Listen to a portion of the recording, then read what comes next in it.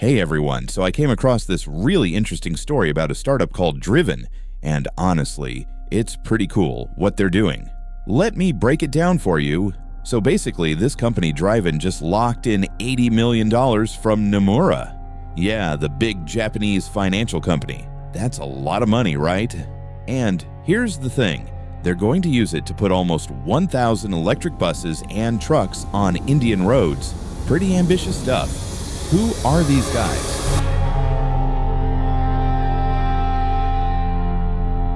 Alright, so Drivn is super new, like they just started last year in 2025.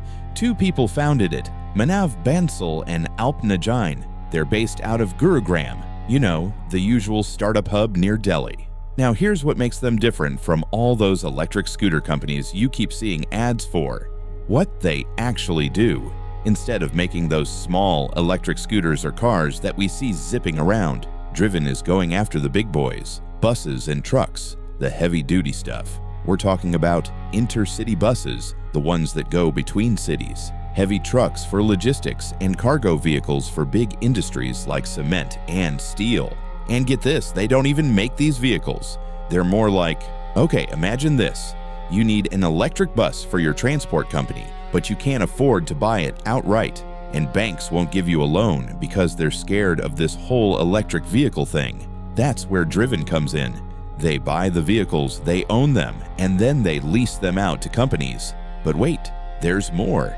They also handle setting up charging stations, managing the batteries, because those things are expensive and need care, running the fleet operations, even dealing with what happens when the vehicle is done after years of use. It's basically a one-stop shop. You just pay them, and they handle everything electric vehicle related. Why this actually matters. So you might be thinking, okay, cool story, but why should I care? Well, here's the thing.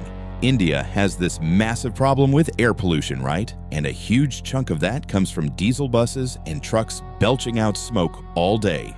The government wants 30% of all vehicles to be electric by 2030. Sounds great on paper, but here's the reality check. By the end of 2024, we were only at about 7.6% EV penetration. We've got a long way to go. And here's the kicker. While everyone's been focusing on electric scooters and cars, the commercial vehicle sector has been pretty much ignored. Last year, India sold only 496 electric medium and heavy trucks. You know how many diesel trucks were sold? Over 291,000. Same story with buses, about 4,000 electric buses versus 63,000 diesel buses.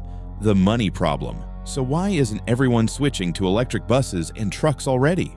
2 words. Banks suck at this. Traditional banks in India are super hesitant to give loans for electric commercial vehicles. They don't understand the technology. They're worried about resale value. They don't know how long batteries last. Basically, they're playing it safe and sticking to what they know. Diesel vehicles. This creates a huge gap. Transport companies want to go electric, especially with government incentives, but they can't get the money to buy these expensive vehicles. That's exactly the problem Drivn is solving. They get the financing, buy the vehicles, and lease them out. The transport companies don't need to worry about upfront costs or convincing some skeptical bank manager. Why Nomura got involved. Now you might wonder why a big Japanese financial company is throwing $80 million at a 1-year-old Indian startup. Turns out Nomura is really serious about this green investing thing. They've committed to deploying $125 billion in sustainable finance. Yeah, billion with a B. They even bought a company called Green Tech Capital and rebranded it as Nomura Green Tech specifically to invest in sustainable stuff. Plus, they did their homework. Their own report said India needs about $200 billion in investments for renewable energy by 2030. So they see this as a massive opportunity.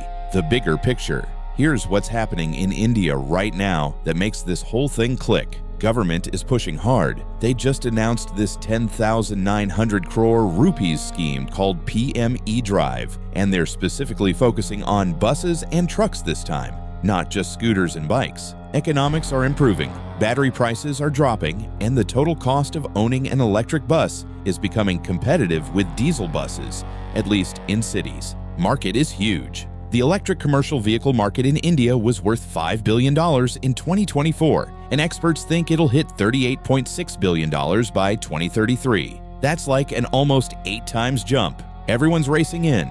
There are already players like Ola Electric, Ather Energy doing scooters, companies like Eiler Motors and Zip Electric doing last-mile delivery vehicles, and Olectra and JBM doing buses. But the heavy commercial intercity segment, that's still pretty open.